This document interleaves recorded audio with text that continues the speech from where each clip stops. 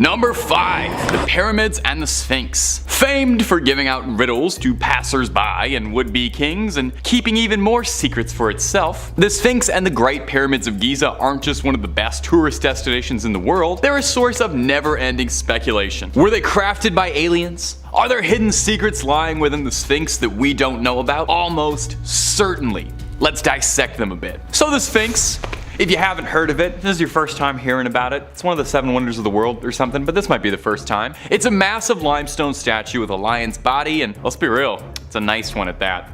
And the head of a human. Was it always a human's face? There's some speculation and discussion about that. Some researchers have proposed that originally the Sphinx was a monument to the jackal god Anubis, and that his face was refitted at some point in the image of Unmapped II, a pharaoh from around that era. Now the purpose and origin remains a point of contention to Egyptologists. What was the Sphinx built for? Is it a tomb? A monument? Just something to take photos of? Some people have even speculated that the Sphinx is older than Egypt even. A tomb? A monument? Just something to do? Researchers too have speculated that perhaps the Sphinx is older than Egypt even. Erosion pattern on the Sphinx's body appear consistent with water erosion rather than wind erosion, raising all sorts of questions about the climate and geological history. Did Egypt used to be like a lot wetter? And that's just what puzzles people on the outside. The inside of the thing is a whole other can of worms. Some propose that there are unexplored passages or secret chambers containing wondrous treasures, ancient texts, sacred artifacts. I think the Master Sword might even be in there. Some people think there's proof of extraterrestrial life. It's a very widespread conspiracy theory that aliens were involved in the Sphinx and the pyramids and are very closely tied to ancient Egyptian culture. Some limited excavations around the Sphinx have been carried out, but because of the delicate nature of the monument, further digging is a bit challenging. You don't want to be the guy who ruined one of the 7 wonders of the world. They're gonna make fun of you forever if that happens. We could do a whole video on the mysteries behind the Sphinx, and I sincerely hope we do, because we are just scratching the surface of strange stuff going on there. But if you're looking for way more strange stuff, then you already know we have that in spades. We've got just about everything freaky you can think of. We've done a video or 2 on it. So hit subscribe. Please hit that little bell as well so you make sure to get our videos up to date. Don't miss a single scream, but do that at the end of this video because I got 4 more unsolved mysteries for you coming up right now. Number 4, the Voynich manuscript. The manuscript is one of my personal favorite unsolved mysteries out there just for how sheer little we know about it. We have nothing. It's kind of a choose your own adventure for mysteries. Is it aliens? Demons? A really convoluted historical prank? If you don't know, the Voynich manuscript is a strange document written in a handwritten text filled with bizarre illustrations. No one's been able to make sense of it, primarily because it's written in a language that has never been seen elsewhere in human history. It was named after Wilfrid Voynich, the Polish antiquarian who purchased it in 1912, although its ownership has passed through many hands. So what was it written for, and by who? These are the questions we've been asking, and we're probably going to keep asking over and over. The manuscript is about 240 pages, containing illustrations of plants, astronomical diagrams, humanoid figures, and other strange objects. Despite countless attempts by cryptographers, no one's been able to crack the code just yet. Some speculation has been made that it could be a biology textbook in an encoded language. Some people think it could be the scrawlings of a brilliant alchemist, magic and spell casting we couldn't possibly hope to understand. Some say it's from a forgotten civilization, while others have said maybe it's all just a load of nonsense and it's just made by someone who had too much time on their hands and a vengeance against historians who wanted to prank them for centuries. The book is thought to have come from anywhere between the 15th century and the 17th century. We don't even know when this thing was written. Like I said, we know next to nothing about it. Now, if you're feeling clever and inspired, you can find a PDF of the Voynich manuscript as a free download pretty easily. Who knows? You might be the one to finally crack this case. But hey, don't be frustrated if you end up falling down a conspiracy rabbit hole many before you have tried. I looked through a few of these pages and it took me 30 seconds before I was looking like Charlie from Always Sunny at the conspiracy wall, all that red tape and stuff. Next up at number 3, the mystery of Oak Island. And whilst many of you will know this particular entry, there's no denying the fact that the eternal mystery that is Oak Island is worth mentioning every single damn time, and its inception is an event that has long evaded the unscrupulous eye of history. You know the story, right? In Nova Scotia, just off the coast of eastern Canada, lies a small island that has allegedly been the site of our civilization's greatest of treasures, although no one has ever been able to locate the exact point of of where that treasure lies, causing countless individuals to fall into a wild obsession with unearthing its eternal mystery. In fact, the cause of Oak Island's mystery is down to the fact people have found treasure there, many of which have been carbon dated to several hundred years old, and the story of the Money Pit, a mysterious shaft that has been excavated countless times throughout history, which actually exists with actual structural records, has forced dozens of businesses to go bankrupt trying to solve its enigma. So here we are with our mystery. Who the hell built this place? Now, there are hundreds of theories as to who would have constructed such an intricate place to conceal their treasure, the most popular being Captain William Kidd, the pirate that sailed to North America in the late 1600s, burying his plunder there so no one else could find it. Another theory states that the pit was constructed to house none other than Mary Antoinette's jewels, who after the Parisian uprising at the Palace of Versailles gave her treasures to a lady-in-waiting, who then fled France and ended up in Nova Scotia, where using her royal connections contracted the French Navy to construct the Oak Island pit, making sure that the incredibly rare jewels of her queen would never be discovered. And strangely enough, there has actually been credible evidence for this theory recently in 2017, when a 500-year-old brooch was discovered containing a huge garnet similar to that of which Mary Antoinette was reported to often wear. I mean, we could talk about all of these theories for an entire video, but as so far as unsolved events in history go, this one remains to be exactly that. Swinging in at number 2, the Yonaguni Monument. Okay, where do we even begin with this one? Because if you've seen any of our Ancient Mysteries series, then this one definitely deserves its place amongst their ilk. But the event that we're possibly alluding to in the case of the Yonaguni Monument may be a geological enigma that predates known civilization itself, involving an entire continent submerging deep beneath the ocean. Yeah, and whilst that may sound like a massive leap, let's just take a look at the strange properties of the Yonaguni Monument before we jump to any kind of conclusions. Off the coast of Japan, submerged beneath the southernmost Ryukyu Islands, lie a formation of potentially man-made monoliths, which has led to decades of debate as to the true nature of this strange geological formation. The monument itself consists of very fine sandstone and mudstone, with its main feature being a rectangular formation measuring about 90 feet tall and consisting of several other strange formations that seemingly don't make sense as to how they have been naturally formed. Now, despite this massive debate between the Yonaguni Monument being natural or man-made, perhaps the most mind-blowing theory comes from the renowned geologist Robert Schoch of Boston University, who states that the Yonaguni Monument is indeed most likely a natural formation, possibly used and modified by humans in the past before seemingly sliding away to the murky depths of the ocean during a geological event that occurred in ancient history. On the flip side, the geologist that discovered the monument, Masaaki Kimura, claimed that the structure was undoubtedly artificial, created by an ancient civilization at least 10,000 years ago, accurately carved and created before sliding into the ocean following unknown tectonic activity. Kimura also goes on to say that not only that, but he can also identify a nearby pyramid, castles, entire roads, other monuments, an entire stadium at the bottom of the ocean.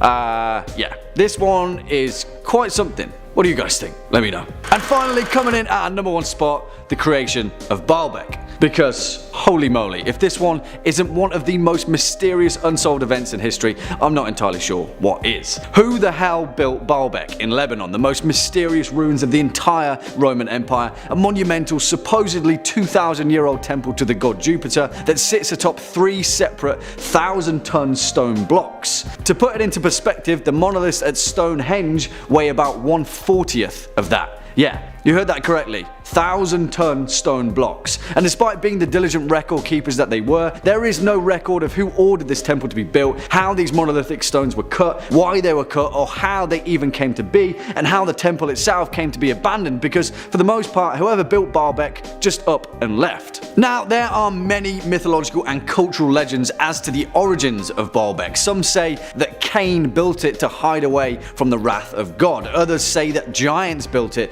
at the command of Nimrod, which would eventually become the Tower of Babel. In fact, in the Epic of Gilgamesh, some claim that the intergalactic landing pad alluded to in its tale was in itself Baalbek, a site constructed purely for the reception of ancient astronauts. In fact, though, the actual mystery of Baalbek resides more within its geographical location. What was the point in cutting such enormous rocks out in the middle of nowhere? Why was this temple even built where it was? And why would the Romans go to such great lengths to create a structure that wasn't wasn't efficient in location. Instead of next to a major city or a port, the Romans weren't exactly known for doing things without efficiency and purpose. That's what made them so successful, after all. In fact, Baalbek seems so out of character to have been built by the Romans that many scholars completely eschew any historical engineering correlation with them and simply state that the Romans never built Baalbek but discovered it and then added their iconic pillars to Jupiter and repurposed the ruins as their own kind of temple. Yeah, I'm stumped, guys. The construction of Baalbek, who made it, when they did, how they did it, and why they did it remains to be one of the most mysterious events in history. Number 5. D.B. Cooper. One of the most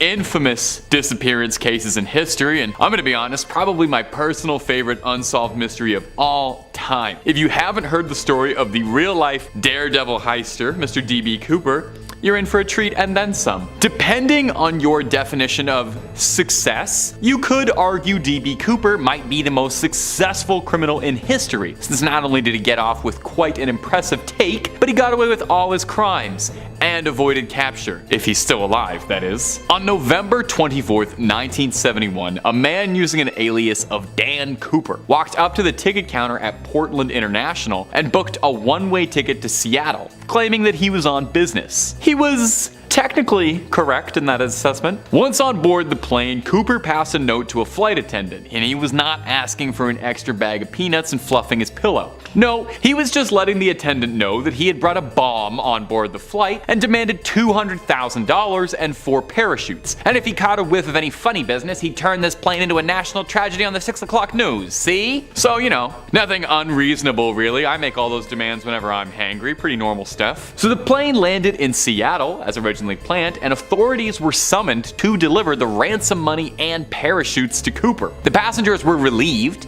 and eventually let go, but the flight crew was stuck with their new boss, Mr. Cooper, who'd taken them hostage. Cooper seized the plane, planning a flight path to Mexico City, but midway through the flight, Cooper, who was a huge fan of the film Point Break and wanted to pay homage to it, jumped out of a plane with all of the money. D.B. Cooper jumping out of that plane with a suitcase full of money would be the last time anyone ever saw him. He jumped out of that plane and into the stuff of history book legends, the Hall of Fame of heisters. Move over, Payday Crew, this guy's got you beat. Despite extensive searching, not a hair of D.B. Cooper ever turned up. Some speculate, rather bluntly, that perhaps he miscalculated the angle and splattered somewhere across the northwest and the heist wasn't as impressive as we thought, while others imagined that he got off easy, he's knocking back Mai Tais on a Hawaiian island, enjoying the spoils of his loot. But who was the guy to begin with? A career crook on one last job? Someone trying it out? Someone snapping? Several theories suggest he was ex-military, special forces, which would explain his proficiency. In fact, the leading hypothesis is that he was ex-military. We may never know who the real D.B. Cooper is,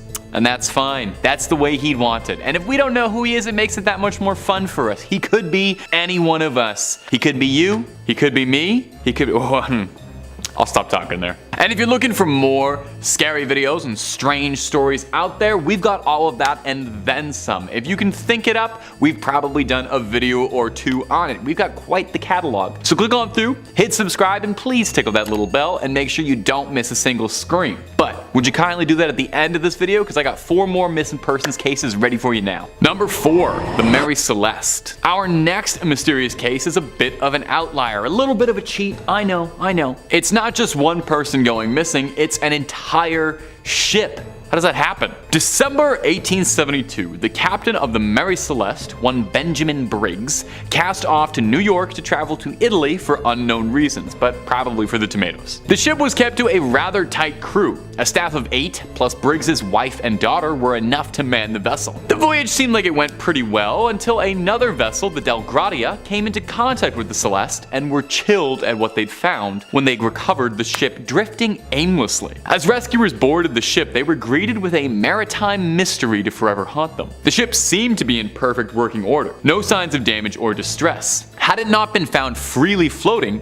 they'd assumed the ship was just built. Aside from a single lifeboat missing, the ship was in good condition, the holds stocked with food and water. The crew's personal belongings were scattered about. The table was set for a meal, as if the crew had been minutes away from breaking bread. So what happened? What reasonable captain would abandon a perfectly serviceable, well-stocked ship? While reasonable explanations were offered, theories of piracy or mutiny prevailing. Now, the ship being relatively untouched does call into question the notion of piracy, as I don't know how much you know about pirates, but they didn't tend to leave the rum behind if there is any. Any pirate captain worth his salt would have plundered that thing down to the floorboards. And there didn't appear to be any struggle at all, so no forceful evacuation, nobody kicked them off the ship. So with rationale out of the way, we've nowhere left to turn but blind and wild speculation. Theories of supernatural beings, cursed gold, vengeful spirits, sea monsters, Davy Jones. Take your pick of whatever nautical bedtime story you think could have overtaken the Mary Celeste. You know what? Let me know down below. I love pirate ghost stories more than anything. Perhaps it was a bit of sea madness? Cabin fever? Maybe it's whatever happened to those two guys in the lighthouse happened to them here? No matter how you slice it, the vanishing of the Mary Celeste is a head scratcher of a mystery.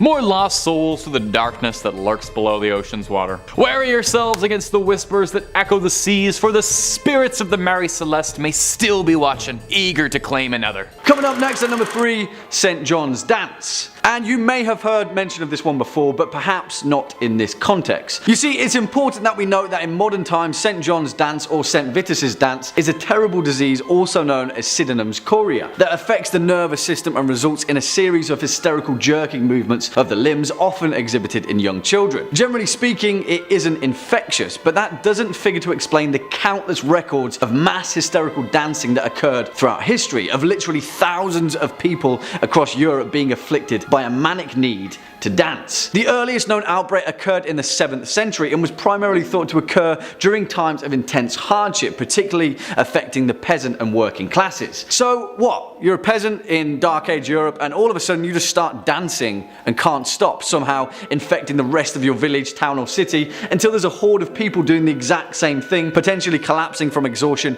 or dying from a heart attack. Well, yeah, because that's exactly what happened. One of the most well-documented cases was in 1518 in the Austrian city of Strasbourg, where a woman named Frau Troffia began dancing in the streets, and within a month 400 people had joined her. Yeah, she danced for a month and loads of people died. Now there are many theories on the true explanation of St. John's Dance, and scholars still argue as to whether it truly was a real contagious disease or merely a social phenomenon. One of those theories suggests a particular fungi had infected their crops, and another suggests that it was all a misunderstanding and St. John's Dance was actually the practice of some secretive European cult. Yeah.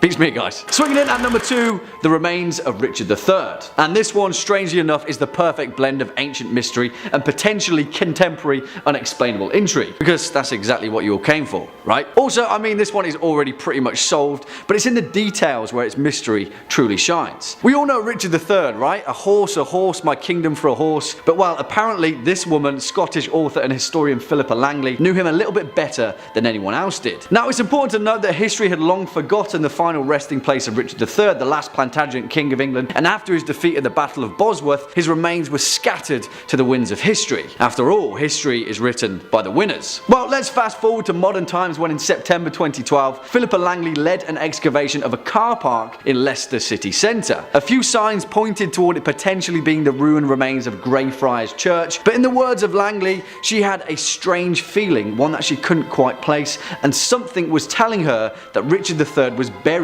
beneath that very car park. Now, the dig team was on a very tight budget and only had one chance at excavating a tiny portion of the car park. And guess what? The exact place that Philippa Langley had a strange feeling about turned out to be the final resting place of Richard III's remains. And not only that, but the parking space that he was buried beneath was marked with a large painted R on the tarmac, used to signify a reserved parking space. I mean, all of this can be explained away, right? Eventually someone would have found the remains of the dead king, but you can't deny the fact that the strange cosmic coincidence that led Langley to his final resting place is much more mysterious than a dead English king in a car park. And finally, coming in at a number 1 spot, the Tunguska event. And I absolutely love this entry for its cosmic significance alone and the potential warning sign that we should all be very wary of. Let's head on over to remote Siberia, where on the bright summer morning of the 30th of June 1908, a massive impact explosion, the likes of which has never before been seen in human history, completely flattened a remote area of the Siberian wilderness, covering over 2,000 square kilometers of isolated forest. As far as we know, no one was caught caught in the blast, but if they were, they would have certainly been obliterated by a shockwave 1,000 times greater than that of the Hiroshima atomic bomb. The Tunguska explosion completely flattened over 80 million trees in its blast radius, rupturing their roots like grass to a lawnmower. 50 or so miles away, those native to the region were knocked flat on their feet by the blast, windows shattered and buildings subsided. For all intents and purposes, it was the result of an unimaginable power, and if Tunguska had occurred over a metropolitan area,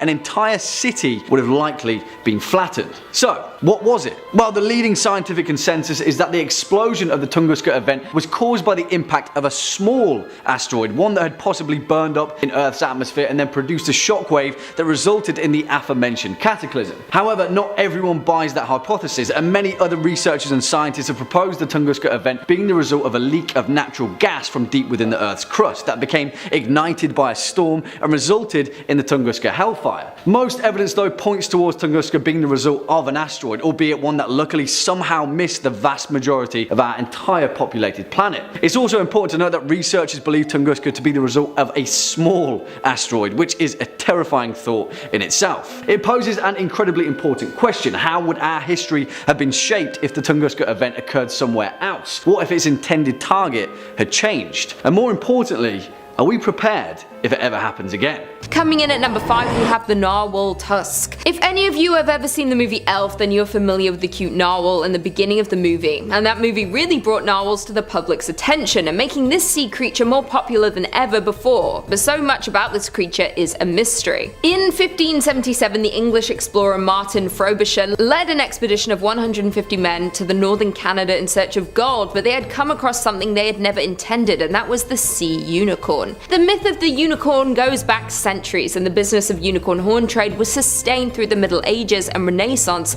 by Vikings who killed the so-called sea unicorns, cut off their horns and sold them for an astronomical price. As European naturalists became more familiar with the world's animal, the myth of the unicorn faded, but mystery of the sea unicorn continued. Frobisher's discovery was actually what we know today as the narwhal, but the horn itself continues to be speculated by many. But the horn is apparently not a horn at all, but is a tooth. The relatives of narwhals include species like the beluga whales, orcas and dolphins, but the mystery remains of how did this massive freakish tooth evolve in this one specific species after its ancestors branched off from whales with ordinary teeth. Many scientists and researchers debate about what this tooth is used for, and some suggest it's an acoustic probe, a rudder, an ice picker, or a spear for battling predators. These creatures don't make it easy for researchers to see them use their tusk for anything at all, so it makes many people continue to question it. Many have come up with many different theories about this so-called horn and what they use it for and why they have it. It has created a huge debate between researchers and scientists to this day, but no definite answer has come out to this day. In at number 4, we have the submarine disappearances in 1968. This is one giant mysterious situation, which is the disappearance of 4 submarines from 4 different countries in 1968. The USS Scorpion, a Soviet submarine K-129, a French submarine Minerve, and the INS Dakar went inexplicably missing over just a 5-month period,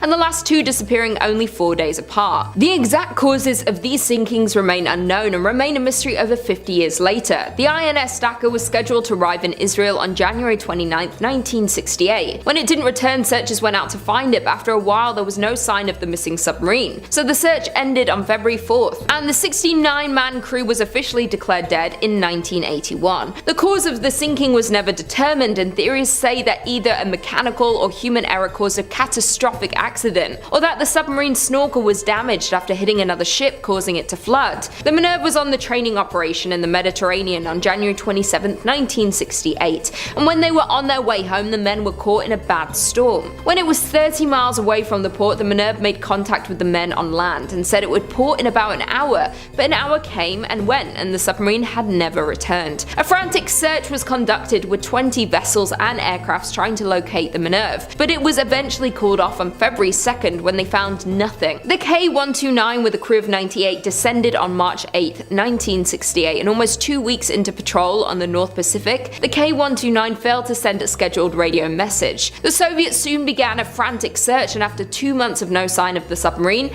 they gave up their search. The cause of the ship sinking remains unknown and will likely never be known. Almost 3 months after the K-129, the USS Scorpion, a nuclear-powered attack submarine with a crew of 199 men went missing in the Atlantic, while on its way back from a patrol in the Mediterranean. It was sent out on February 15, 1968, and toward the end of its patrol, it radioed that it was expected to return on May 27th. But as you can guess, the USS Scorpion would never return. Like the others, many searched for the lost ship, but on June 5th, the Scorpion and its crew were declared presumed lost. Over the years, there have been multiple searches for these submarines, but only parts have been recovered, and it's considered one of the biggest mysteries that happened in the sea. No one knows why so many went missing in such a short amount of time, how exactly they went missing for so long, and what exactly made these vessels disappear. And this is a mystery we may never get the answer to. In at 3, Villa de Vecchi. Just east of Lake Como in the forested mountains of Cortanova lies a house that is said to be haunted, nicknamed the Red House, Ghost Mansion and Casa della Stray, built between 1854 to 1857 as the summer residence of Count Felix de Vecchi.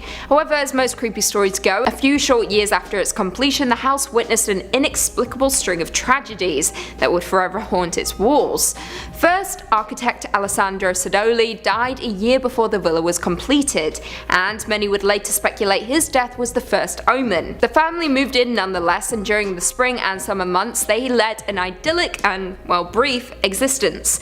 Sometime in 1862 things took a turn when the Count returned home to find his wife brutally murdered and daughter missing.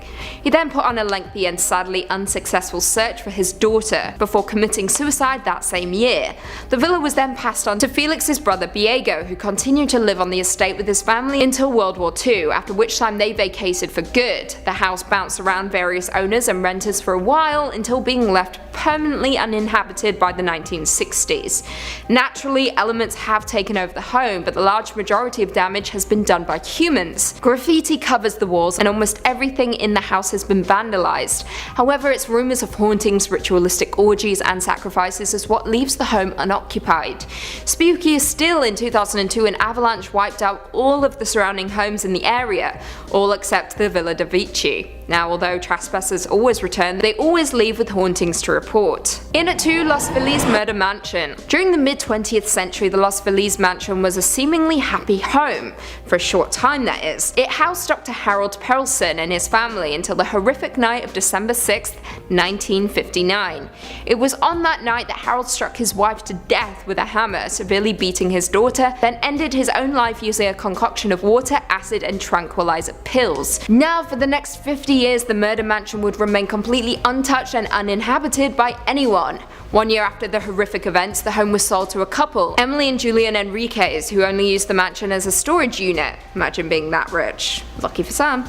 Neighbours recall seeing the couple bringing boxes to the house but never staying the night. Jump forward to 1994 and Rudy Enriquez inherited the house and, like his parents, refused to stay overnight. Local residents have shared their stories of the tragic mansion, some claiming through grimy windows you can see a 1950s style television set, a Christmas tree and supposedly neatly wrapped gifts. The furniture is rumoured to be covered in a thick layer of dust, and the living room remains the exact same as it was that one December night back in 1959. Now, although no one has been formally invited into the home, that hasn't stopped trespassers from having picnics in the garden, with many alleging that the house is haunted, with one trespasser stating that she was bitten by a black widow spider upon trying to break in. No one knows what prompted Dr. Perelson to murder his wife and commit suicide, with some speculating financial woes, while others have dug up old unconfirmed rumours of Dr. Perelson having been secretly hospitalised. Jump forward to 2019, what remains is an even larger mystery in a haunted home that no one can enter. And finally, coming in at number 1, Jean Harlow's house.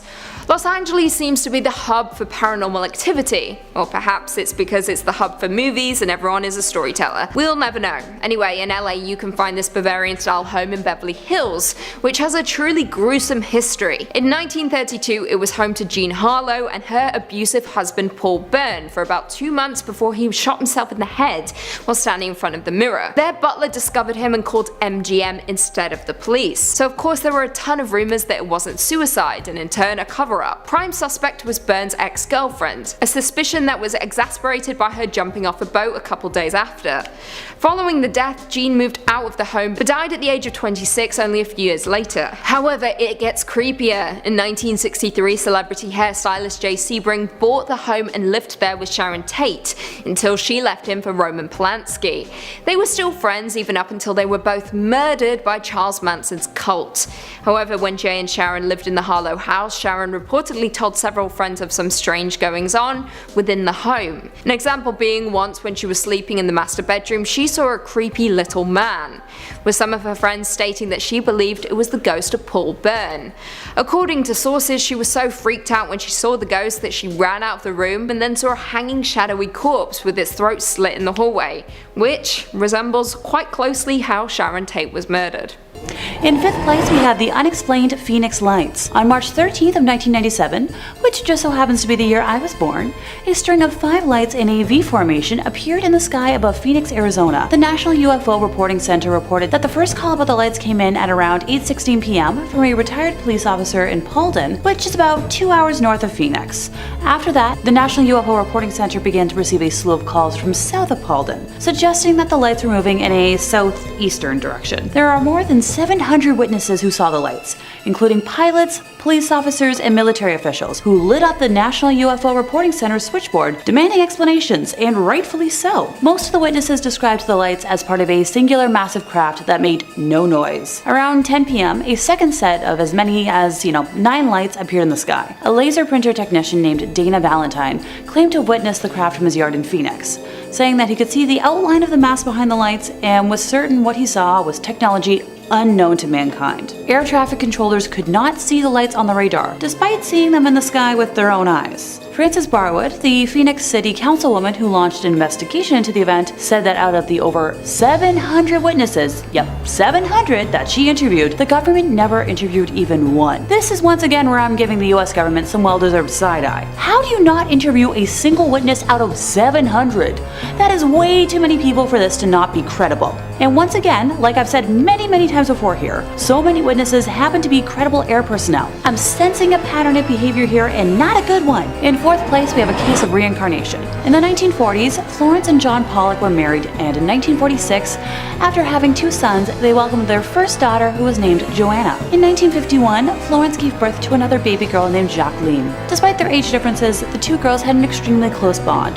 Joanna liked to take care of Jacqueline and saw herself as the ultimate big sister. Since her mother was busy running the family's grocery delivery business, Joanna saw herself as a second mother to her little sister. They enjoyed playing dress up and pretending, and generally enjoyed being around each other. Thank goodness, because parentification is often more traumatizing than beneficial. Eerily, Joanna would always state that she would never grow up to become a lady, that she would remain young forever. No one took her seriously and chalked it up to a very creative imagination. Kinda like how I've always had. On May 7th of 1957, mid-single digits-year-old Jacqueline and double-digits-year-old Joanna were walking to church with a neighborhood boy, as they often did. While they were walking, a car came up behind them and it hit them going at an incredibly high speed, killing all 3. The Pollock sisters died instantly, and the boy they were with died from his injuries at the hospital. The woman who was driving the car had just lost her wards in a custody battle and was feeling angry and upset and was actually trying to take her own life. While learning about her ward's deaths, Florence fell into a deep depression that lasted a very long time. John, on the other hand, had the spiritual belief that the girls were in heaven or that they'd be reincarnated. He said he would have dreams about the girls and also felt some sort of presence in their bedroom. He claimed that every time he would go in there, he felt like he wasn't alone, like they were watching over him. Now, John apparently always had a fascination with reincarnation and would pray to God to bring his daughters back. Okay. Florence, on the other hand, was a very strict Catholic and never toyed with any of John's notions about reincarnation. This put such a strain on the relationship that they almost got a divorce. However, somehow, they stayed together and got pregnant again. Congrats, I guess. From the beginning of the pregnancy, John thought that there were 2 babies, despite the doctor only claiming 1. However, John kept insisting that there were 2, and the doctor was proven wrong on the day that the twins Jillian and Jennifer were born on October 4th of 1958. Twins never ran in the family, and Florence never felt like she had 2 fetuses growing inside of her. Eerily, the newborn twins had the exact same birthmarks that Joanna and Jacqueline had, and Florence started to seriously consider her husband's beliefs as more than just nonsense. When the twins were old enough to talk, they began identifying and requesting toys that had belonged to their sisters, who had passed on. and would point out landmarks that only Joanna and Jacqueline would have known, like the school they attended. They would sometimes panic upon seeing cars and knew about street safety without either of their parents telling them about it. The story of the Pollock sisters made its way to Dr. Ian Stevenson, a psychologist who studied reincarnation. After studying thousands of reincarnation cases, Dr. Stevenson wrote a book telling of 14 cases he believed to have been real, including that of the Pollock sisters. Reincarnation is such a wild thing to think about. Personally, I don't know if I'd want to start all over with all the current knowledge and trauma that I have and then add more. I think I'd rather just be wiped clear and restart. Nah. Let me know in the comments what you think though, and if you want to be reincarnated or just hit restart. Coming in at number 3, we have the Bermuda Triangle. Named for the triangular shape of around 500,000 square miles of ocean between Miami, Bermuda, and Puerto Rico, for centuries the Bermuda Triangle has been mystified as a harrowing patch of ocean where sailors and pilots are prone to lose contact with the natural world and disappear forever. Back when Christopher Columbus first sailed the area, he claimed to see a giant ball of light in the sky that crashed into the horizon and made it glow. Soon after, all sorts of strange events happened in the area, including several boats mysteriously disappearing, and in one incident in 1945, an entire squadron of US torpedo bombers vanished into thin air due to all these weird instances, giving this place the name the Devil's Triangle. The exact number of ships and airplanes that have disappeared is not known, but it's estimated that around 50 ships and 20 planes have been victim to the Bermuda Triangle, and many of these mysterious disappearances of these ships and planes have never been recovered. Many see the Bermuda Triangle as a real phenomenon and have multiple theories to try and explain this mysterious place, and some of these theories are human error, paranormal explanations, violent weather like hurricanes, the Gulf Stream, which is a major surface current within the ocean, methane hydrates, which is a form of natural gas that causes bubbles to form around the ship and ultimately sink it without warning. All of these are only theories, and the Bermuda Triangle to this day is the most notorious sea legend of all time. In at number 2, we have the Gulf of Mexico's cursed shipwreck. An estimated 4,000 shipwrecks litter the seabed across the stretch of water, and the Gulf of Mexico is one of the wealthiest locations for maritime archaeology in the world. In February 2001, oil workers for ExxonMobil were laying some pipeline when they happened to stumble upon a shipwreck about 2,600 feet deep. After discovering the wreckage, a team was assembled to explore this mysterious ship, but nothing seemed to go right. The exploration submarine malfunctioned right as it was getting ready to go down to check out the wreck, and that was only the beginning of these mysterious malfunctions. Others include video monitors going out whenever they fired their thrusters, sonars breaking, and hydraulics going haywire with no explanation for any of these problems. After nothing working and things continuing to break, the Navy sent a researcher submarine down to investigate the wreckage, and on the way down it suddenly self-destructed, and somehow when it finally did get to the wreck, its arms were too short to reach anything. 6 months later, in July in 2002, a team working aboard the NR-1 decided to launch a robotic sub down to the wreck site, but the malfunctions continued. The second the rover entered the water, it veered to the right and went out of control. The tether had caught in the propellers, which caused the vessel to smash into the underside of the ship, and the rover was never recovered. Later in the summer of 2002, the curse would continue as a ship from Sustainable Sea Program of the NOAA offered to pick up artifacts from the site. The first time the vessel attempted to leave the dock, debris was lodged in the propeller. The second time, the propeller locked and the ship ended up in dry lock, needing repairs. Over the years, many others have tried to learn more about this wreck, but little was found, and what was found wasn't at all helpful. To this day, nothing has been able to get too close to the shipwreck to investigate and explore the phenomenon, and very little is known about this mysterious ship. Many believe the lives lost in the wreck continue to haunt the ship and will keep anyone and everything out of it at all costs. And finally, in at number 1, we have the unmapped ocean floor. This is truly one of the biggest mysteries, and humans' curiosity about the Earth's floor is centuries old.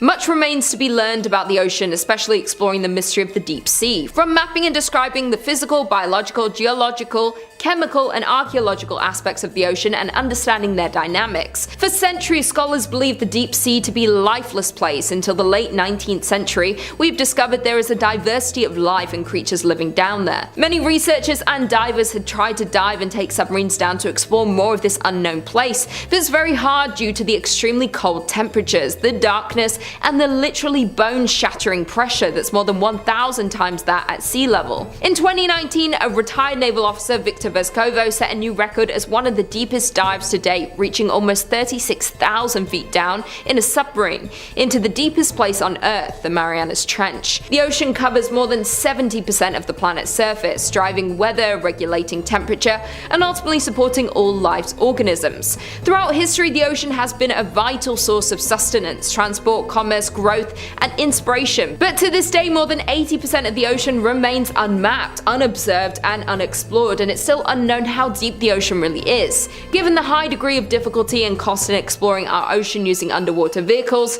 researchers have relied heavily on technologies such as sonar to generate maps of the seafloor, but currently less than 10% of the global ocean is mapped using modern sonar technology, and only about 35% of the United States have been mapped using modern methods. As we go deeper into the ocean floor, it's too deep for this modern technology because it's too remote and dark for this type of visual mapping. So if you go swimming in the ocean, it's very unknown of what is swimming and living below you. But scientists and researchers continue to develop technologies to unlock the many secrets of the ocean. The NOAA is working to increase our understanding of the ocean realm. Kicking off at number 5, Coral Castle. And no, that is not my imitation of Rick Grimes trying to call his son a fortified structure. Sorry, that was a terrible joke. But the actual mystery of Coral Castle is equal parts true engineering enigma and equal parts perhaps the most American thing that you've ever heard of. Along the highways and byways of rural America, there are countless tourist attractions that litter the way, but one of them in particular may actually have a much more intriguing mystery than the rest. Just before 1920, a Latvian man named Edward Leedskalnin was jilted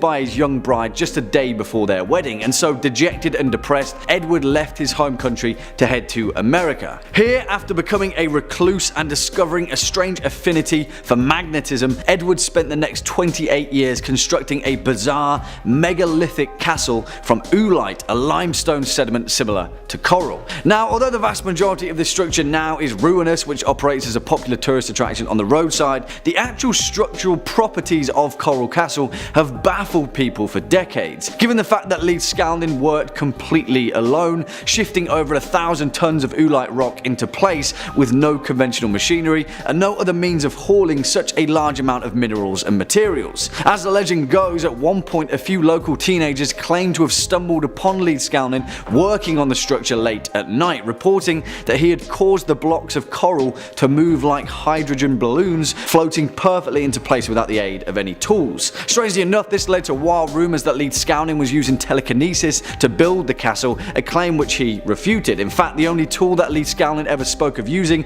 was a machine that he referred to as a perpetual motion holder. Before his death, whenever he was asked how he constructed the place, he simply stated that he understood the laws of weight and leverage well, and on several occasions he stated publicly that he had discovered the secrets of the pyramids, and that once you know how to do it, it's easy. I mean, this one is a little tongue-in-cheek, but what do you guys think? Another eccentric recluse with too much time on his hands, or a structural genius that had insight into a long forgotten knowledge? Let me know. Coming in at number 4, Caspar Hauser. And who the hell was Caspar Hauser? A mystery that has completely perplexed historians for nearly 2 centuries, leading to an insane web of speculation, an entire network of conspiracy that extends its tendrils all the way to the royalty of Napoleon. On the 26th of May 1828, a teenage boy appeared on the streets of Nuremberg, Germany. His name was Caspar, a boy of 16. He was filthy, could speak only a few words, and had a letter with him addressed to a captain of the Bavarian cavalry. He kept repeating the phrase, "I want to be a cavalryman as my father was," in Old Bavarian, but the city guard dismissed his ramblings and imprisoned him as just another vagabond in Nuremberg Castle. His strange origin drew the attention of the city's mayor, who claimed that despite his stunted appearance, the boy had an excellent memory and was quick to learn. Eventually, after befriending the mayor, Caspar spoke of what he could remember of his life before, and explained in great detail at living totally alone in a darkened cell 2 meters long, 1 meter wide. Each morning, Caspar said, he would wake to find rye bread and water next to his bed. Periodically, he said the water would taste bitter, and after drinking it, he would sleep more heavily than usual, where he'd wake up to find his hair and his nails had been cut. Caspar claimed that the first human he had contact with was a mysterious man dressed in a dark hood, his face completely covered. He taught him to write his name and taught him the same phrase he would repeat when he was found. Eventually, Eventually, this story led the European aristocracy to believe that Caspar was an exiled prince, held captive for his entire life to prevent a line of succession. As the year passed, Caspar would live and learn in many of the Bavarian noble houses, where allegedly there were many attempts on his life by the same hooded men that he had described in the darkened cell. They got him in the end though, and on the 14th of December 1833 he was mysteriously stabbed and he died 3 days later. On his grave in Latin read the words, "Here lies a mysterious one who was killed in a mysterious manner." Beats me. Number 3. The Yonaguni Monument. You've heard of the lost city of Atlantis. Surely. Of course you have. It's one of the best Disney movies you forgot about. That's a story for a whole other video. Well, what if it wasn't the only lost underwater city out there? Have you ever heard of the Yonaguni Monument? The Yonaguni Monument has sometimes been called Japan's Atlantis, and it refers to a strange, eerie underwater rock formation just off the coast of Yonaguni Island in Japan that has had people scratching their heads for years. It's a massive structure consisting of several flat rock slabs arranged in a way that seems like an intelligent life put it together. Now, some people say that this structure could be completely natural, resulting from years of erosion and tectonic activity. Certainly, stranger things have happened, and it wouldn't be completely impossible for something to form this way, but the way it exists now, the way it sits, it seems deliberately carved out, and it seems like it was an important structure to someone. Perhaps a monument, a temple, some sign of a lost city, hence the Atlantis comparisons. Is it possible this was evidence of a lost civilization buried beneath the ocean waves, forever forgotten to history? The monument being completely submerged has been fuel for the fire of speculation. Was it always underwater?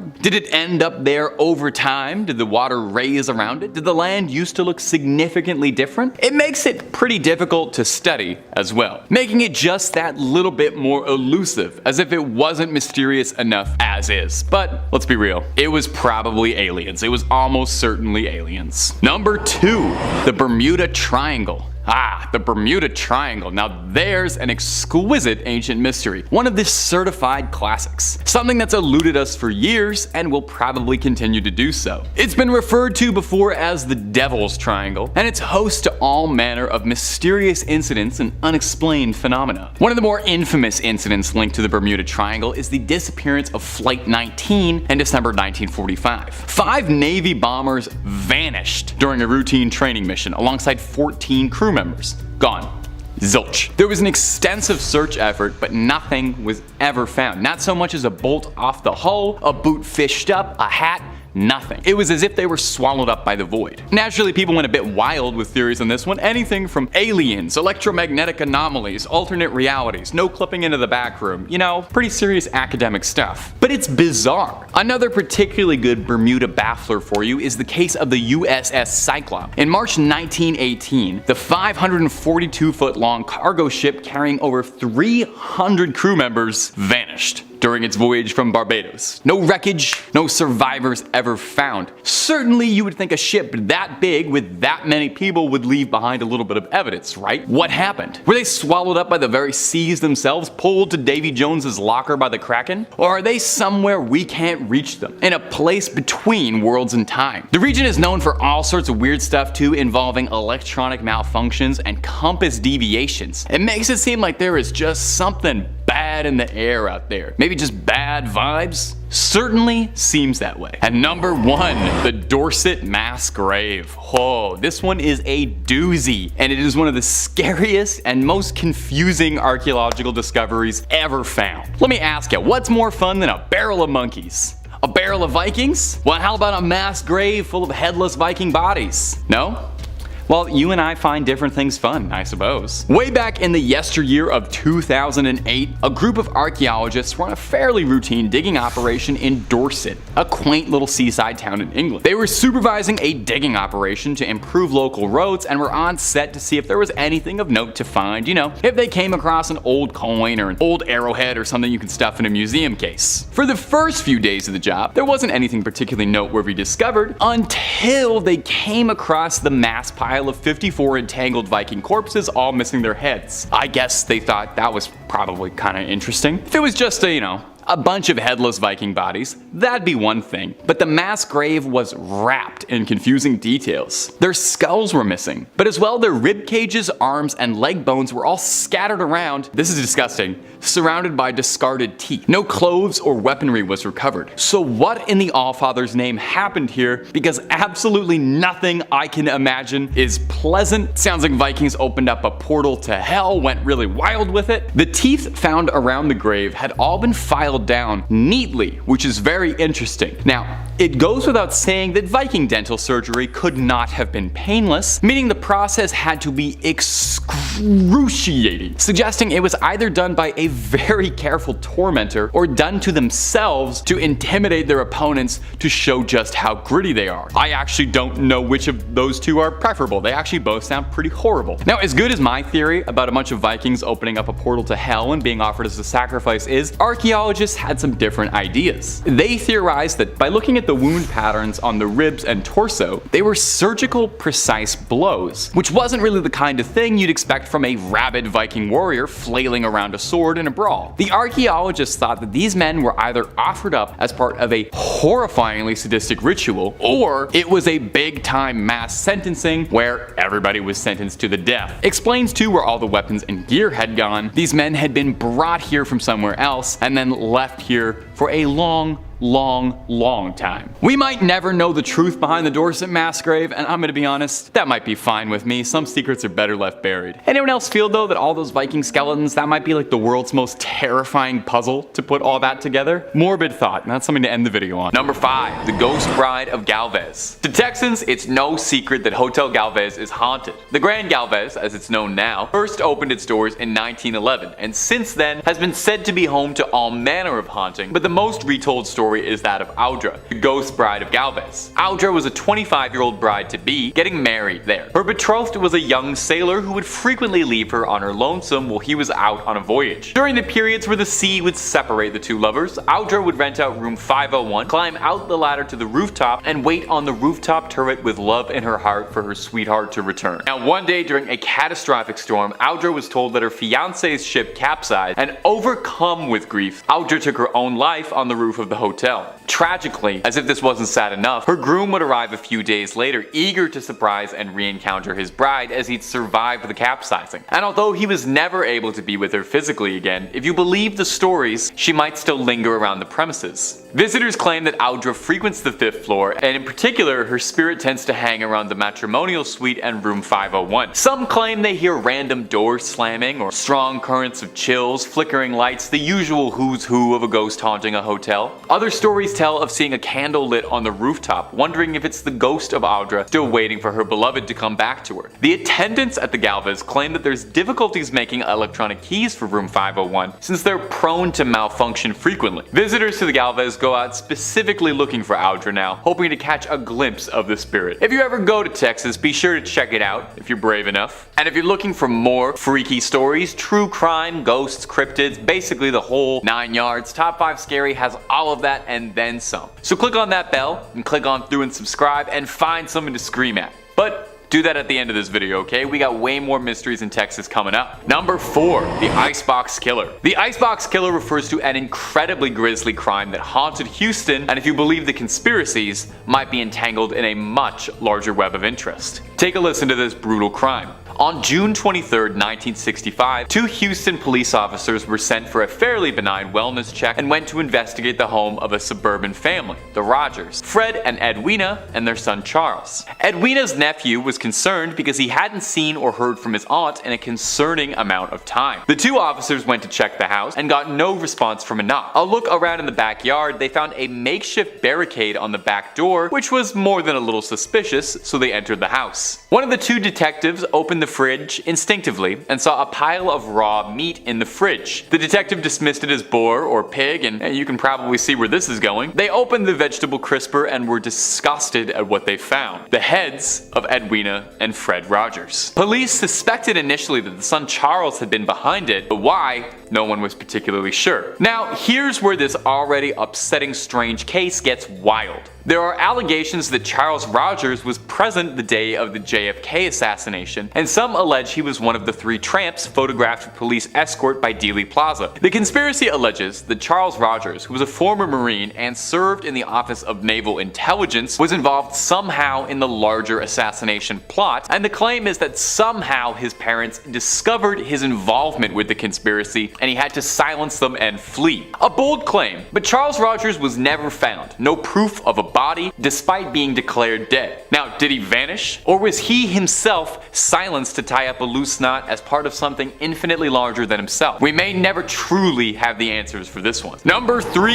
The Queen Mary. Now this next one is a beloved tourist spot. It's one of the most famous ships in the country, and there are few ships in the United States even half as haunted as the Queen Mary. A decommissioned ship that was converted into a hotel in Long Beach, California. It's stately, it's lush, it's got all the comfort and modern amenities of being a Navy man, bursting with restless spirits. The ship was christened in the mid-30s by the Queen Mary herself. That's why they named her that. And it was retired 3 decades later. It's since been converted into a hotel where guests can go and rent out a stateroom and pretend they're crossing the Atlantic in style. Now, there are a variety of spots inside the Queen Mary that are said to be congregation points for all things supernatural and strange. Perhaps if you know already anything about the Queen Mary, the most famous is Stateroom B340. Now, this was a problem before the place was even haunted. In 1948, a passenger, Walter J. Adamson, passed away in the room under unknown conditions. Nothing really came of this event until 1966, when a woman who was staying in B340 reported that she was woken up when the bed covers were pulled away and she saw a spectral man standing at the foot of her bed, and it was no room service. She screamed and rang for a steward, but as soon as the steward arrived to assess the situation, the man had vanished. Now, guests staying in this room claim they hear someone knock at the door in the middle of the night. The Mary's maids too complain that they find water running in B340 when no one's been in it in days. People have reported all kinds of ghosts around the pool as well. There's a woman in an old wedding gown people say they see, a young boy in a suit, a cloud of steam appearing out of nowhere, and then a girl in a blue and white dress who disappears in an instant, or maybe it's a gold and black dress, I'm not sure. Whatever the case, there's so many ghosts up in the Queen Mary, it's definitely worth checking out if you've got an EMF reader in your suitcase when you're going to California. Number 2. Griffith Park. Now, if you're a real avid cinephile, a student of the silver screen, perhaps you'd recognize Griffith Park for its use in a ton of Hollywood productions. The sprawling, rugged, mountainous set is home to a lot more than memorabilia for Hollywood. It's also said to be home to spirits and haunted by a century-old curse. It's said to have started all the way back in 1863, when Donna Petronilla, the niece of land baron Don Antonio Feliz, was cut out of her will.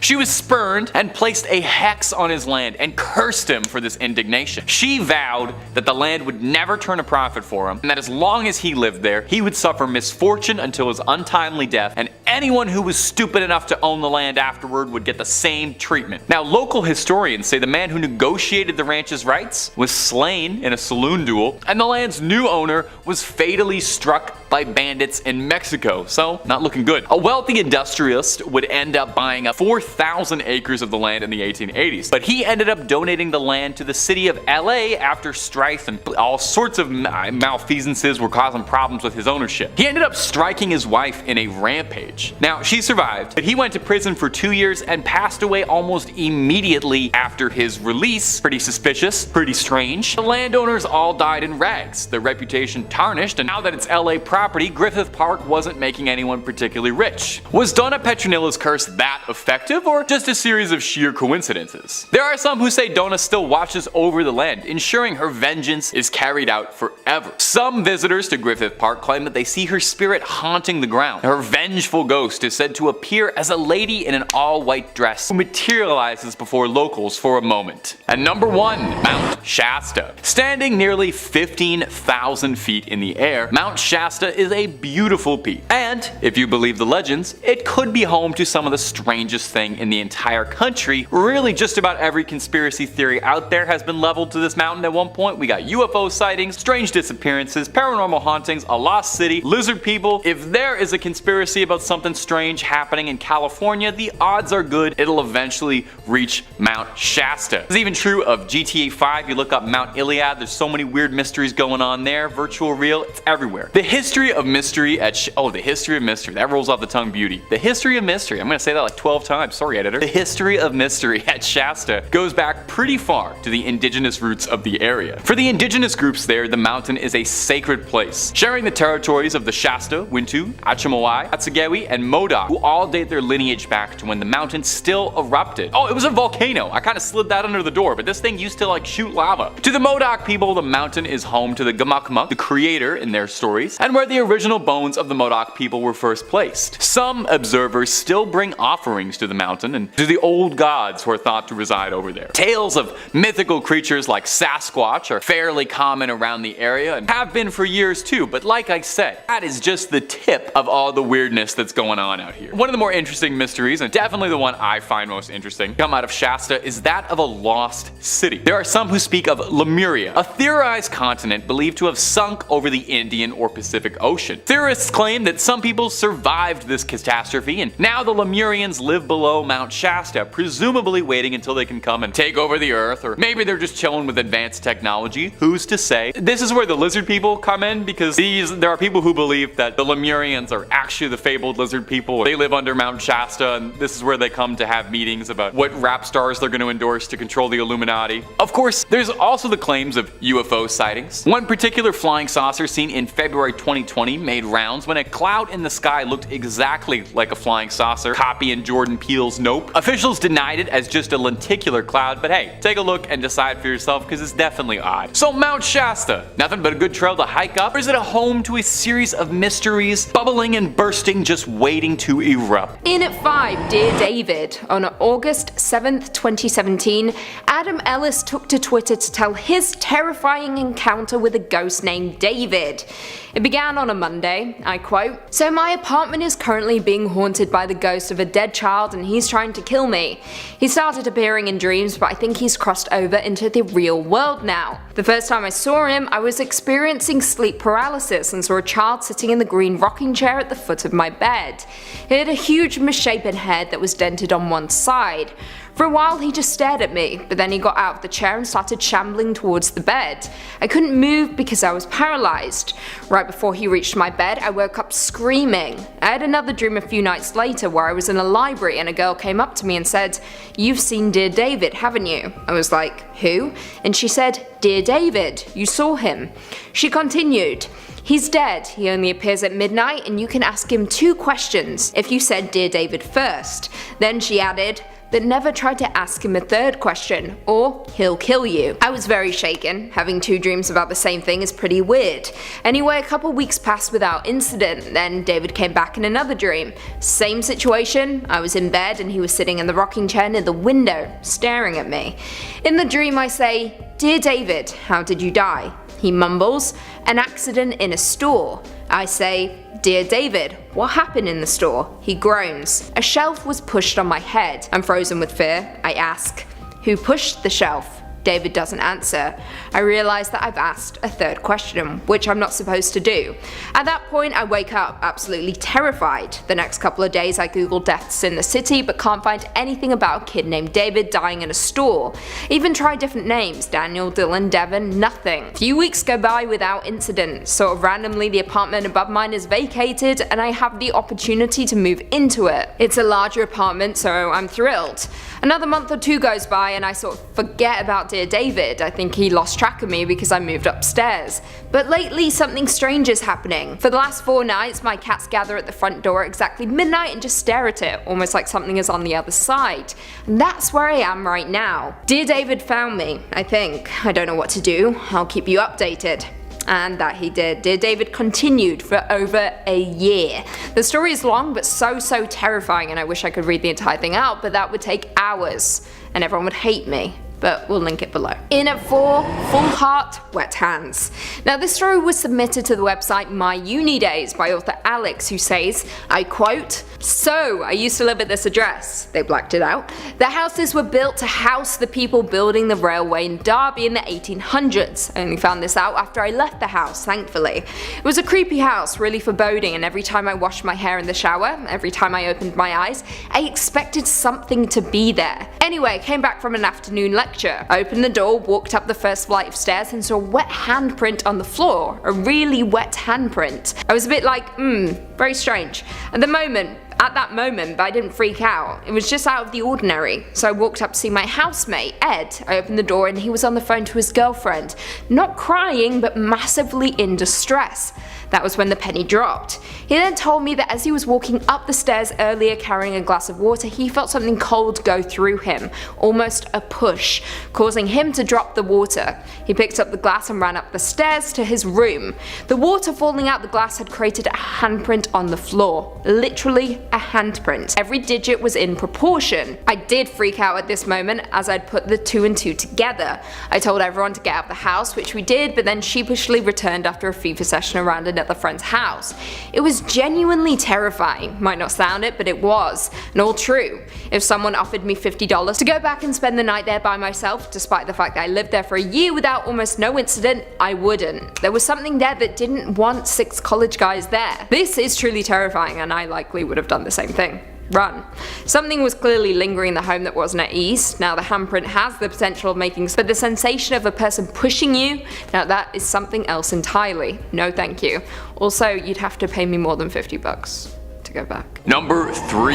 UFO sighting. In December 29, 1980, Betty Cash saw something on the outskirts of Houston near Dayton that would change the course of her life forever, as she made a close encounter of the third kind. She was driving her friend Vicki Landrum and Landrum's grandson home one night at 9 p.m. when the three of them noticed a bright light in the sky. Betty Cash described it like this: "We didn't know what it was, but we knew there was something that was lighting up the sky. We all began to feel heat, and all of a sudden Vicki screamed for me to stop. When I stopped, I went forward and her handprint was embedded in the dash of the car, and I thought, well, I've got to see what this is. So I got out, I walked towards the front of the car, and I stood there looking up, trying to figure out what this object was. Then a diamond-shaped object appeared with flames shooting out. The heat was tremendous. When I reached for the door handle, the door was so hot I couldn't even begin to open it. The only thing I was thinking was, are we gonna get out of here alive? And then seemingly as soon as it appeared, it disappeared, and Landrum stated that moments later, a large squadron of black helicopters soared over the area.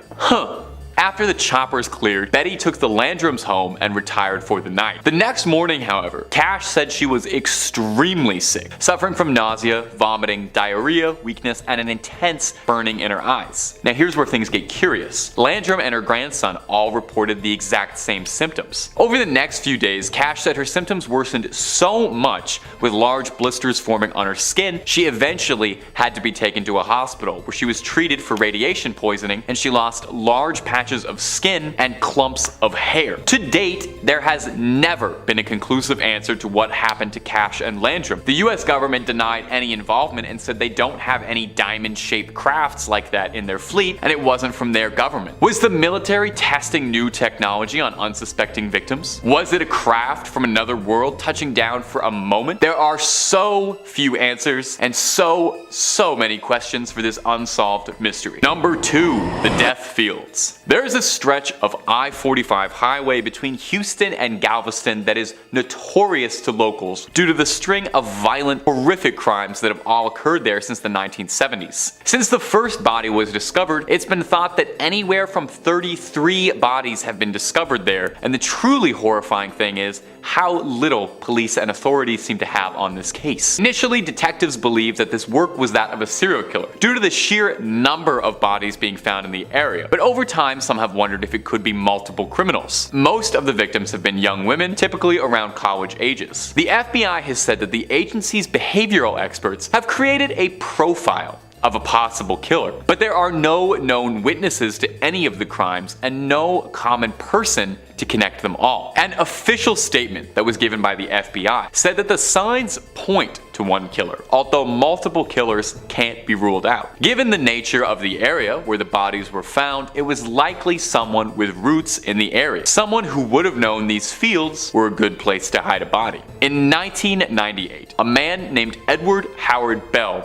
was arrested and claimed to have been involved in the deaths of 11 girls in Galveston County. And although he was a suspect in the aforementioned I-45 case, police unfortunately didn't have enough evidence to tie him to those larger crimes. Only one death on the I-45 was ever convicted, when Louisiana police arrested Kevin Edison Smith in 2009 on a completely unrelated charge. A DNA test found that it matched the body of a girl who had disappeared from Texas in 1996 and whose body was tragically found on the I-45. From this confession and conviction from two different criminals, it's suspected that multiple people were involved in these grisly crimes. Hopefully one day this case can be closed for good and the I-45 can go back to just being a highway. And number 1, the servant girl annihilator. Perhaps one of the most infamous criminals to ever live in Austin, and to this day is still anonymous and possibly will forever. The Servant Girl Annihilator, absolutely brutally named, I cannot believe they called him that, was a serial killer who preyed on young women in Austin between 1884 and 85. He is thought by some to be America's first serial killer, hardly a badge of honor if you ask me. He attacked wantonly, and despite his name, he was not exclusively targeting women. He fatally attacked 7 women, 1 man, and additionally seriously injured 6 women and 2 men. All of his victims he would attack indoors while asleep and then would finish the job outside, leaving them to be found. His victims were all posed in similar manners and were all found with a sharp object inserted into their ears. Texan lawman started a manhunt for the criminal, arresting 400 men in the year of 85 in a desperate attempt for any leads on who was terrorizing the community. Interestingly, the top theory of elected officials at the time is that the Servant Girl Annihilator couldn't possibly have been committing all of these crimes by himself as one lone deranged criminal, but rather an identity shared by a group of men carrying out heinous acts all together. Now, in the end, no one was ever successfully accused of being the Servant Girl Annihilator. And what happened to him was additional police patrols and civilian militias around Austin ended up scaring the Annihilator off. Or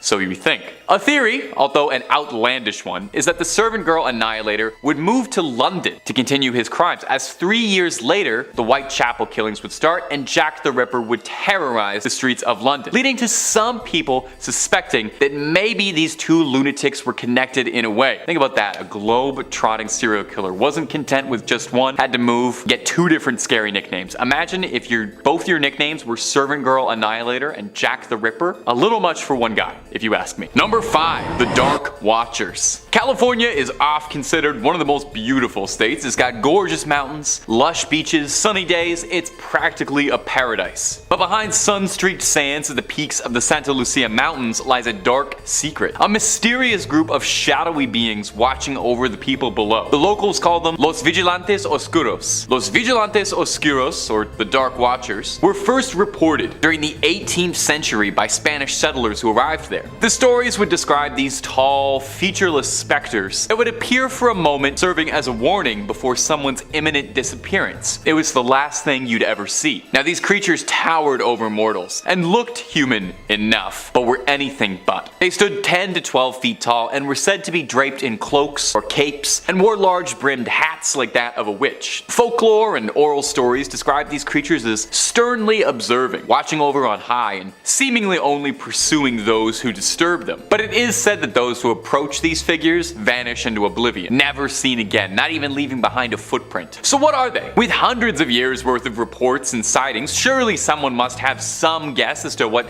scary shadow people are watching you in the mountains. Now, the prevailing and admittedly kind of dull theory is that the Dark Watchers are a symptom of pareidolia, a very common psychological phenomenon in which the human brain attempts to seek out patterns that it recognizes in something weird. It's why our brain often fills in strange details in the sky. If we see something up there, we can see a flying saucer kind of because we want it to be a flying saucer, you know? Our brain fills in the details we think we see. Encounters of Dark Watchers could just be the shadows of swaying trees or creatures darting about in the night and tired eyes mistaking it for something else. But this video is about unsolved paranormal mysteries, and it's more likely this might be a paranormal phenomenon for which there is no comfortable scientific or reasonable explanation. These creatures through the veil exist in a way I just can't understand. So perhaps it's best for now that we follow their example, and you know what? We just watch we just observe, we take nothing but photos, we leave footprints, I think that's how it goes, and we keep watching Top 5 Scary. The shadow people told me to say that. It's actually crazy, the shadow people also told me that their one wish is they want for you guys out there to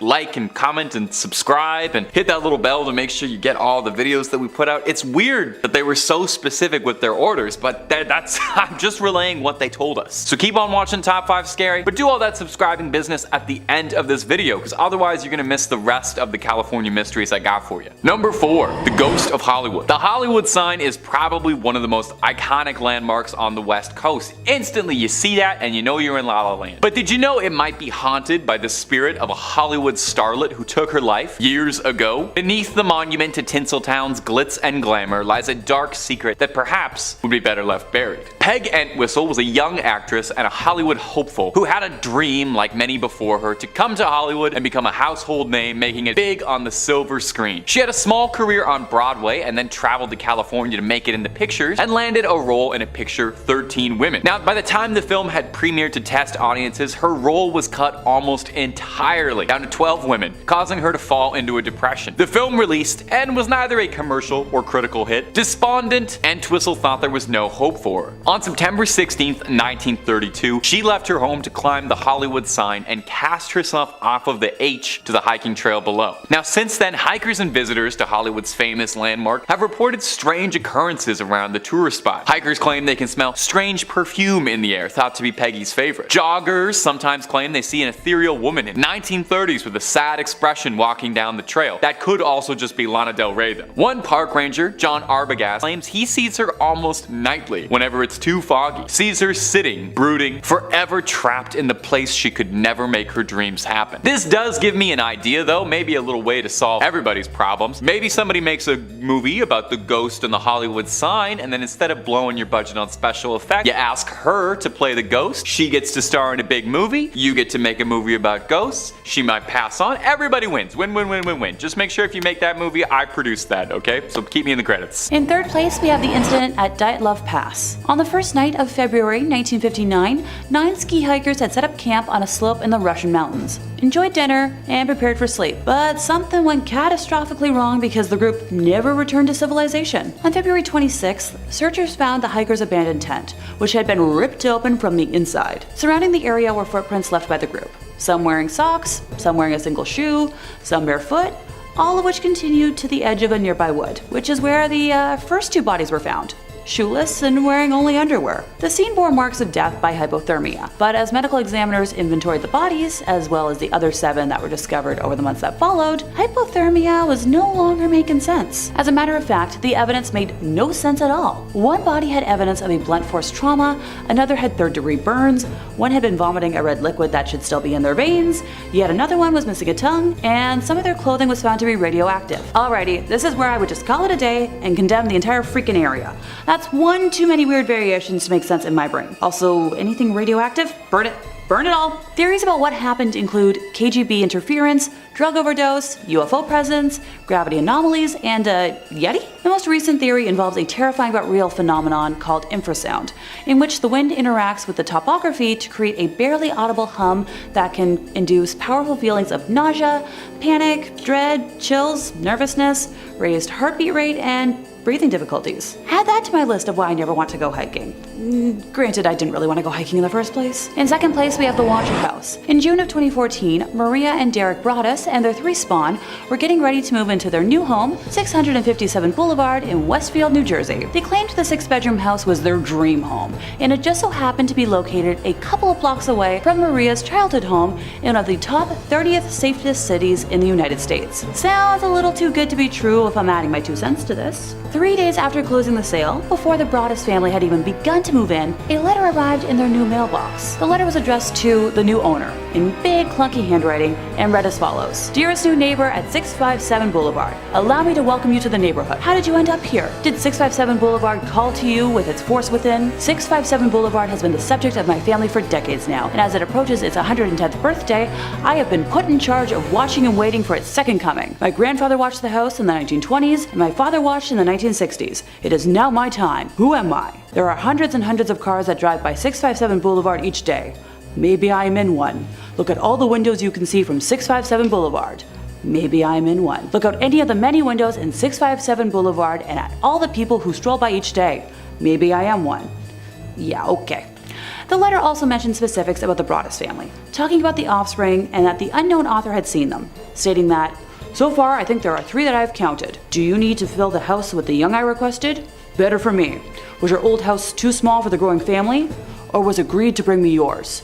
Once I know their names, I will call them and draw them to me." Yeah, okay. Pardon the narrator voice, I just like to differentiate. At the bottom of the letter, the author used a cursive font to sign The Watcher. Okay, this is where I wish I had a red flag to start waving around, so just imagine it in my hand. Okie dokie? After receiving the letter, the Broaddus family reached out to the previous family who had sold them the house, John and Andrea Woods. They stated that during the 23 years of living at 657 Boulevard, they had never received a letter like that except once, a few days before they were getting ready to move out of the house. The Woods family also stated they had never felt watched in the 2 decades they had lived at the house, and in fact, rarely felt the need to lock their door at night. While they thought the note they received was odd, they threw it away without much concern. Red flag notice again.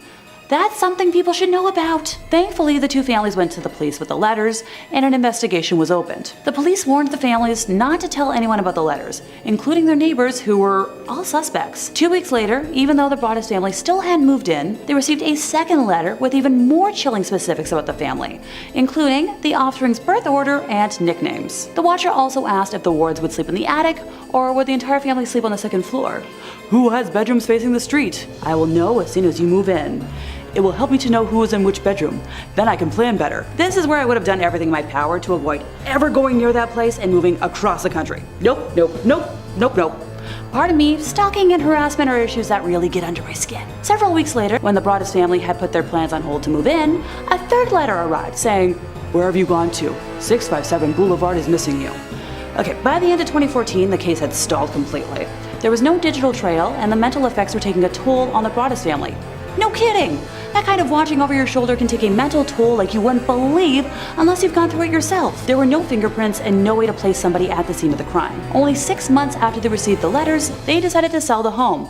Good on them for doing so. This place has since been sold and is currently off the market, while the Watcher's identity still remains a mystery. In first place, we have a case of human combustion. What can I say? I thought I'd end today on a fiery note. On July 2nd of 1951, in St. Petersburg, Florida, Mary Reeser was visited by her son, Dr. Richard Reeser, in her apartment and mentioned during their conversation that she had taken 2 mild sedatives and planned to take 2 more before bed. Hey, whatever helps you sleep. Later that night, she would fall asleep in an upholstered chair for the last time, as she would become the victim of an apparent house fire. The next morning, Mary's landlord reported smelling smoke around 5 a.m. But it wasn't until 8 a.m. when she went to go deliver a telegraph to Mary that she would smell the smoke again. She discovered soot in the hallway, and the doorknob leading to Mary's apartment was too hot to grab, so she enlisted the help of nearby house painters to get into the apartment. What they found inside said apartment was truly horrifying. Mary's skull was reportedly shrunk to the size of a cup, and parts of her spine also remained. Her left foot was found still in its black satin slipper with the skin unburned, but the rest of her remains had been completely cremated. What makes this case even more odd, because that wasn't odd enough, was the environment of her surroundings. Fun science fact for everyone: in order for a body to be cremated, the body must burn at 3,000 degrees Fahrenheit for 3 to 4 hours. But somehow the surrounding area of Mary's chair and the rest of her apartment were relatively unaffected. The walls had no burn marks and showed no signs of scorching or burned paint. Light switches were melted, but outlets were still completely functional. Candlesticks had melted, but their wicks stood upright. And a stack of newspapers close to the chair was undamaged. You know, the easily flammable thing. Mary's neighbors were also unaware of the fire. Look, I can write off a list of things that wouldn't faze me from a neighbor at this point in my life, but the smell of smoke is definitely something I would be freaking out about. The FBI eventually came up with some form of cover-up, but I'm not going to waste anyone's time with that since it doesn't make any sense. Kicking off at number 5, the tomb of Antony and Cleopatra. Now, the legendary Roman politician and general Marcus Antonius, alongside his kindred spirit Cleopatra, may well be the most notorious lovers in the history of our civilization, and although mountains upon mountains of literature have been written about their star-crossed fate, the real mystery of Antony and Cleopatra came after they had both slipped from this mortal coil. Now, if you know anything about the Roman conquest of Egypt, you'll know that around 30 BC, Mark Antony and Cleopatra were not in the Romans' best books, and a general general known as Octavian had waged a long and bloody campaign to bring Cleopatra's reign to an end, which he ultimately won, but sadly for us, that's where the trail runs cold, with no leads as to the two lovers' final resting place. One of the greatest unsolved mysteries in antiquity is the exact location of the final burial place of Antony and Cleopatra, but according to several ancient historians, Tonius and Plutarch to name a few, it was recorded that Octavian had permitted the two to be buried together as their surviving children were taken back to Rome to be raised as Roman citizens. There are several leads that their tomb was located somewhere west of Alexandria, but numerous excavations throughout history have proven fruitless. However, they did come close, and between 2008 and 2009, reports of the prestigious Egyptologist Zahi Hawass having found evidence of their fated tomb came to light. Although no concrete evidence has been unearthed, relics and memorial coins of the lovers have been found in small ceremonial tombs,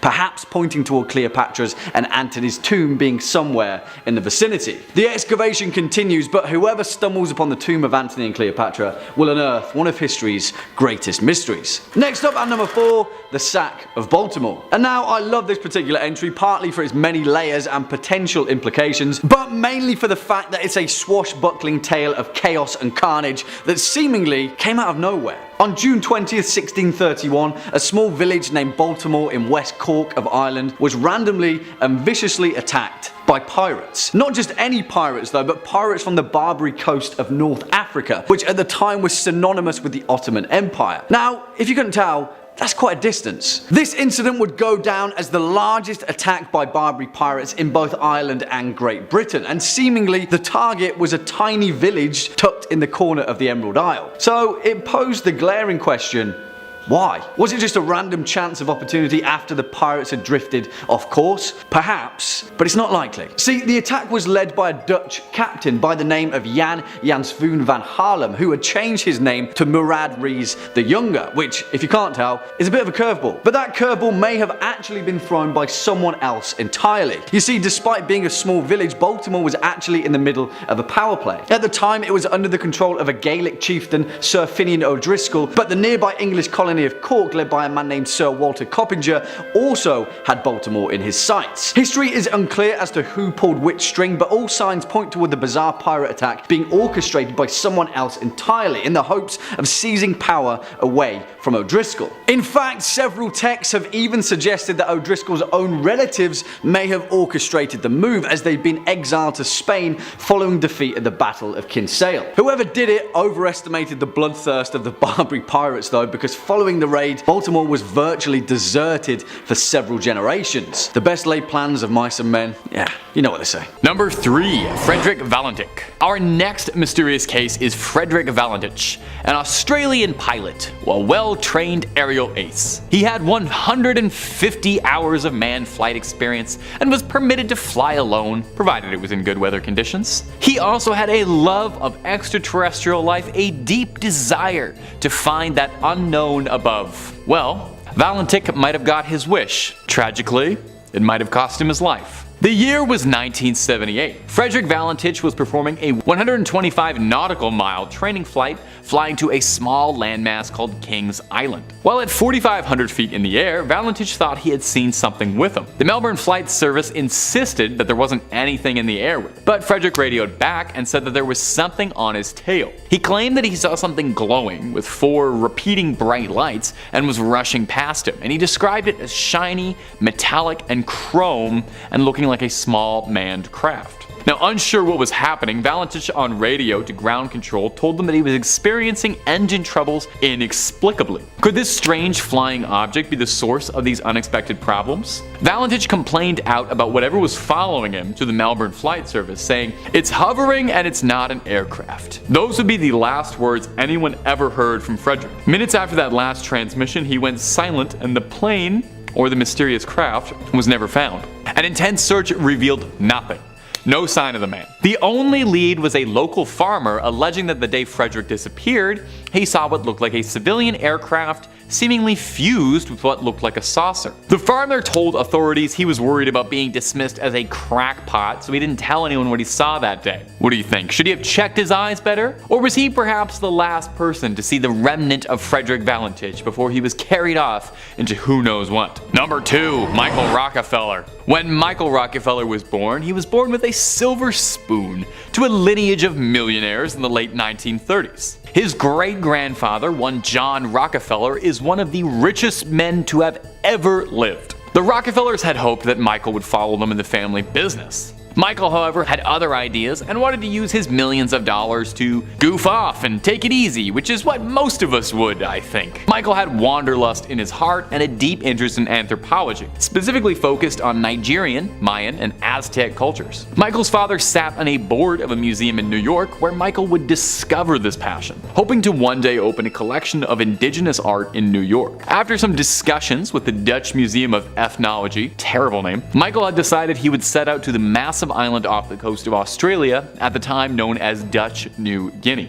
In 1961, he set off to collect the art of the Asmat people who lived there. It would be a one-way trip. The Asmat people that he was going to study were very disconnected from the rest of the world. They had previously seen Dutch colonizers, but otherwise they weren't getting a ton of visitors. The Asmat believed that the land beyond their island was inhabited by spirits, and they saw the Euros and the Americans as supernatural beings that had come over from across the sea. Michael and his team were allowed to study the people, but were banned from purchasing or taking anything, which held a great deal of significance to the Asmat. Nonetheless, Michael was thrilled with everything he'd been finding and could not wait to open his exhibit. In November 1961, Michael was on a boat accompanied by other anthropologists when a sudden squall threw the boat off its course. 12 miles away from the shore, but Michael insisted he could swim for it, and he was never seen again. The Rockefellers would spend the next few months spending a small fortune trying to find Michael, but gave up after never uncovering anything. The case went cold for years, but officers believed that Michael hadn't been lost to the water, but was rather offered as part of a sacrifice. His head chopped off, his flesh eaten, his bones made into weaponry, you know.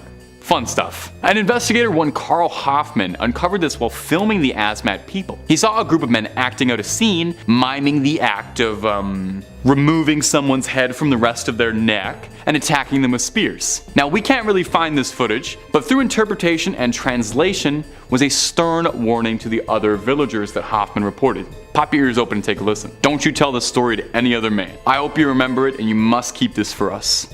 I hope this is for you and you only. Don't talk to anyone, to other people, or another village. If people question you, don't answer. Don't talk to them because the story is only for you. If you tell it to them, you'll die. Or any other village because the story is only for us. I probably shouldn't have shared it just then. Now, maybe just scrub that. Number 1, Lars Mittank. Lars Mittank is a young German man who became infamous in 2014 when his disappearance captured the attention of the world. Last seen on airport security footage, he's been called the most famous missing person on YouTube. Wow, isn't that a lovely title? I'd put that right on my resume. In July 2014, Mittank was vacationing in Varna, Bulgaria, I've heard lovely things, with a group of friends. Apparently things were pretty unremarkable until an argument about football at a bar turned into a brawl. You see, Mittank was a Bremen man and he was getting into an argument with some nasty Bayern fans. I actually don't know nothing about German football. Clear that up in the comments. Mittank would suffer a ruptured eardrum and was told to stay on the ground, for flying could damage his ears even further. So Lars decided to stay in Varna just a little bit longer while the rest of the party would return back to Berlin. Now here's where things take a turn for the strange. CCTV footage from the airport shows Lars behaving strangely, for lack of a better word. Dropping his luggage, running in a sprint, hopping a fence, the kind of things you would do if you were running away from somebody. His final texts warned his mother to cancel his credit cards as he believed he was being pursued. This footage was the last time he was ever seen, as he vanished without a trace shortly thereafter. Both German and Bulgarian authorities launched investigations, but nobody found anything. Hospital records turned up nothing, and outside of a few disconnected sightings of alleged hitchhikers which could have matched descriptions, nothing was ever outright confirmed. So what happened? What happened? There are theories. Some speculate perhaps that the medication he was prescribed was causing a psychological breakdown, combined with the paranoia being attacked and reeling from the attack earlier in the week. The doctor who prescribed that medication, though, noted he never even filed the prescription, and the doctor was perplexed and concerned with the seemingly causeless change of behavior.